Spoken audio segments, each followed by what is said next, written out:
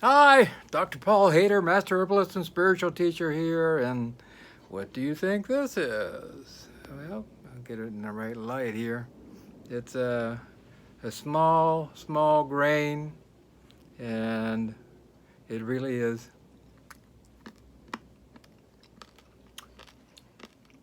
Kind of reminds me of couscous.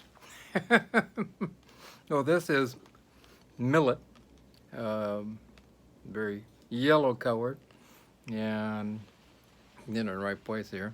And you can see that very tiny little seeds, and they grow all over the world, and it's one of my favorite grains, to tell you the truth. I love it, especially cook it for breakfast with a little fruit on top, and plant-based milk and a little stevia. One of my favorite things.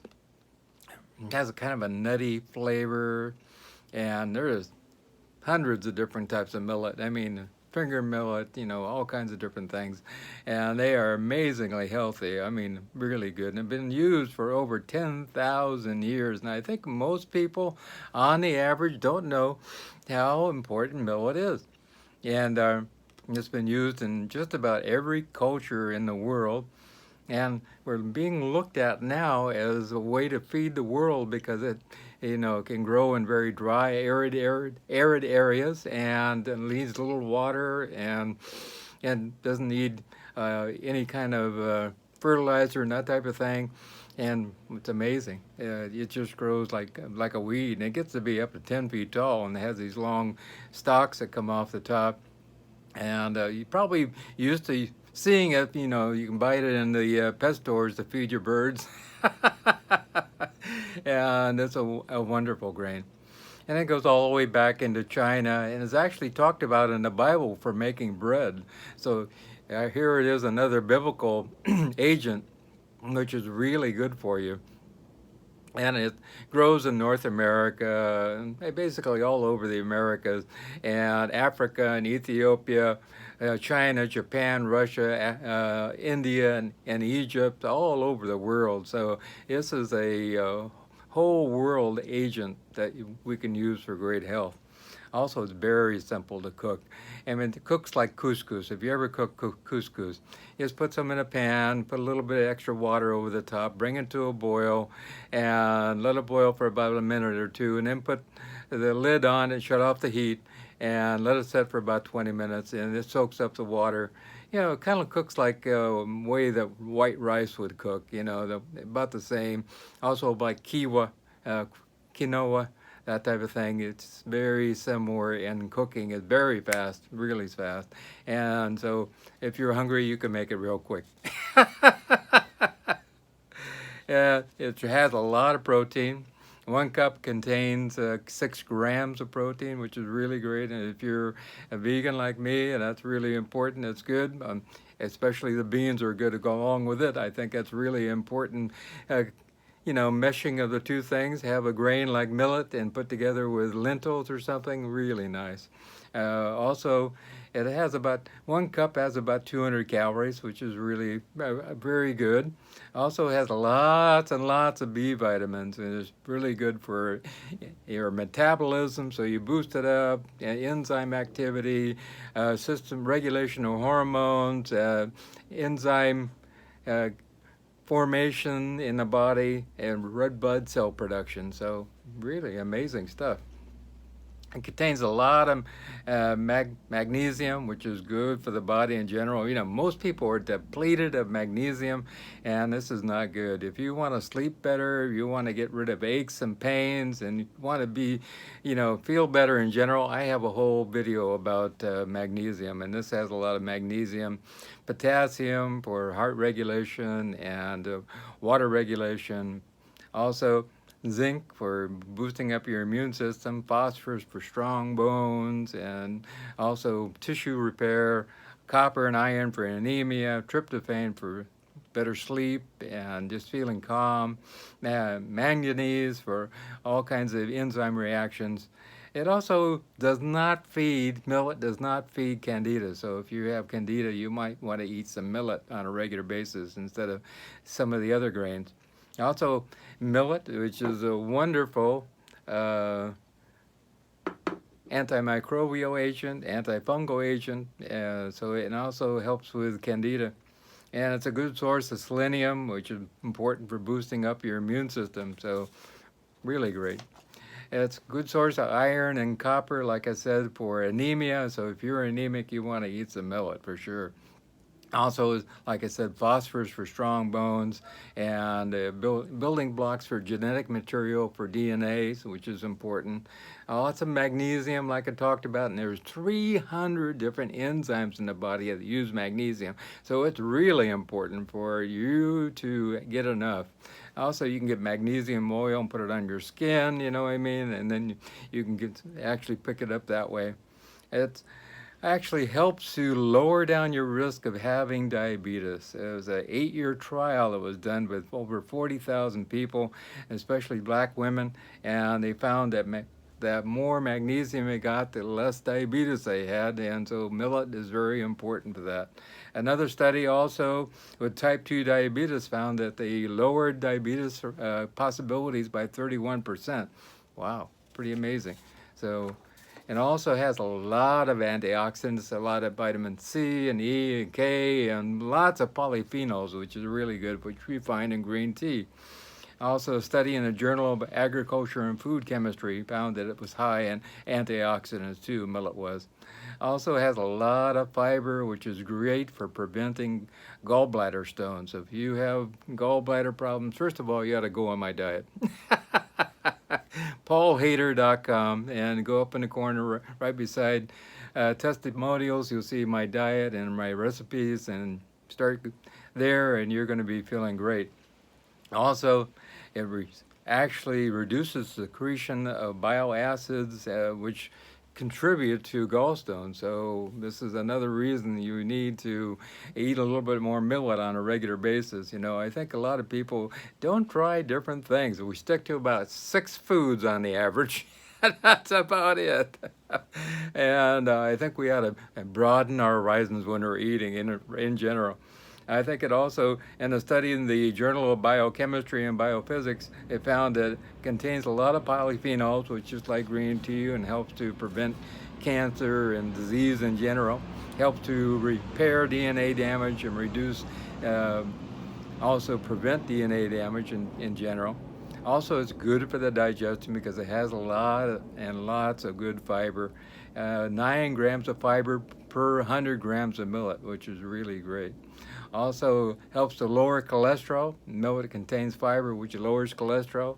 And a study in the Journal of Nutrition showed that actually it lowered triglycerides and C-reactive protein, so it's reducing inflammation also.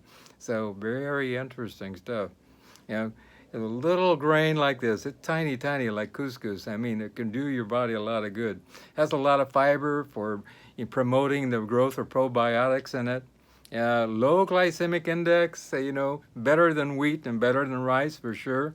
And also helps to provide serotonin for good mood. It helps the brain to produce more serotonin.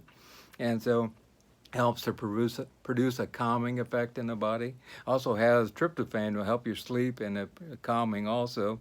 Contains quercetin, which is a highly powerful antioxidant also, and that's why it probably has this yellow color because of the quercetin in it, and really good for the body. I highly recommend that anybody has heart problems, they should be eating a lot of millet, and because it contains a lot of magnesium, which is again a vasodilator, which helps open up the coronaries, which are really important, and they have more nutrients move through the body and more O2 because you're opening up those vessels all over the body. It helps to prevent cancer, and the International Journal of Epidemiology has shown that millet with fruit was really great for lowering down breast cancer in premenopausal women. Another study with 30 grams daily showed that it actually reduced breast cancer possibilities by up to 52%. Wow, amazing.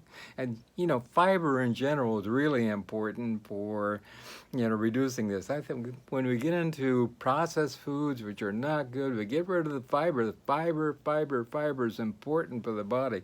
And also, Millet is really great for asthma, preventing asthma in children so you don't have it as adults. Dutch National Institute of Public Health did studies showing that it could reduce incidence of having asthma as a child by up to 66%. Wow. And it helps to prevent disease in general.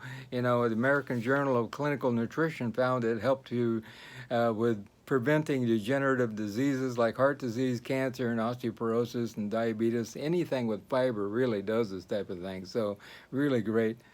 Millet is a gluten-free product. You can make bread with it, you can make muffins with it, you can make all kinds of different things. Noodles with it, makes great noodles actually.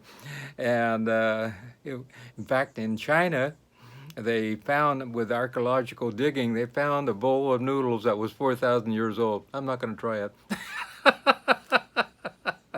A bowl of noodles 4,000 years old. That probably needs a lot of salt. Anyway. Anyway, it's gluten-free. They're good for you people who have celiac disease or gluten, intolerance, and a lot of people have that now. So you want to make sure that you eat some good old-fashioned millet on a regular basis. That's really good for you. Also, it's great for making baking all kinds of muffins and cakes and breads, and you can make carrot cake with it, all kinds of things. I mean, I've seen a whole bunch of things, chocolate cake, everything. And I have another program talking about different things you can use instead of using eggs. So it's a really great, another way to have millet in your diet without having eggs and that type of thing, and having wonderful baked goods too. It really can be used instead of rice or potatoes, and works great in salads, and you can use it in soups and stews and casseroles. And I'm going to make a soup here very shortly after I get done here. I'm going to add a little bit of millet to it. It's great with, you can stuff cabbage with it, really great. Great for breakfast with fruit, like I said. And they actually make beer and other fermented drinks with it too around the world. You can sprout it if you want more nutrients. That's another great way. You can put it in a sprouting jar and sprout it, which does a wonderful thing. It does have the possibility of lowering iodine, so, take your kelp, or also, take your iodized salt, and that's a regular process of getting more iodine in your body. Also, eat your seaweed in general. That's really good. I think grains in general, you have to try different ones and that type of thing. And I think it's another one of these, millet is another one of these grains that you should add to your group of grains that you use on a regular basis. It's a great thing to incorporate into your diet. And the comprehensive review on the food science and food safety people actually said that millet was a great thing to add to your diet to keep away disease. It's drought resistant, so it'll grow in areas that don't have much water in general, and we're kind of moving in that direction to a lot of areas in the world. Also, it's resistant to pests, so it doesn't get insects bothering it on the average at all either. It has a very short growing season. You can probably get in a couple seasons in 1 year, so that's a really great thing. And the heads are huge, anywhere from very small to very huge, I mean, depending on the variety you have. And also makes good animal feed, and the stalks can be chopped up and used as silage and that type of thing also. So it's really an important grain that we need to promote more and more of around the world, because we have a lot of people to feed, and a lot of people who don't have any food whatsoever. So try some millet. You can buy organic millet. I found it on eBay and Amazon and that type of thing. In fact, I bought 5 pounds of it the other day, and it was really wonderful, organic millet. And you want to try it. You can grind it in your regular high-speed blender, and you can make flour yourself with it, and you can use it for making breads, all kinds of. You can make millet loaf with it, kind of like meatloaf. So it's just really actually absolutely wonderful. I make that on a regular basis. So And you can make a millet flatbread also. You can take a little bit of rice and a little bit of millet, which are both cooked, and then you blend it up and just a tad bit of water and pour that into a pan. And you can put a little bit of parsley and different spices in that also if you want. Brown it like a tortilla, flip it over, brown it on the other side. And wow, is that really great. In India, they also take millet and rice and let it ferment for just a little bit while and then make a flatbread with it, which is really good. And so that's another way that you can use millet, is for making breads, and especially quick to serve flatbreads like that. Also, if you want to get a hold of me, feel free to. If you want to ask some questions about this, my phone number is 831-869-9119. 831-869-9119. My email is drpaulhaider@gmail.com. This is all down below. You can click show more. My Skype address is drpaulhaider. You can Skype me also. And if you want to, have some questions, a short question, no problem whatsoever, I'll answer that. If you want to do a consult with me, I ask for a donation so we can set that up. And I do a lot of consultations right now. And so feel free to connect with me, and I'm here to help in any way, shape, or form, and to make your health better in general. And so have a wonderful day. Please feel, if you'd like to make a donation, that's greatly appreciated. You can go to paulhaider.com, and up in the right-hand corner, you'll see donations also. If you want to connect with me, all my contact information is there too, so you can look at it also. And all my videos and 6,000 articles and everything. So have a wonderful day, and remember there's just one thing. I love you.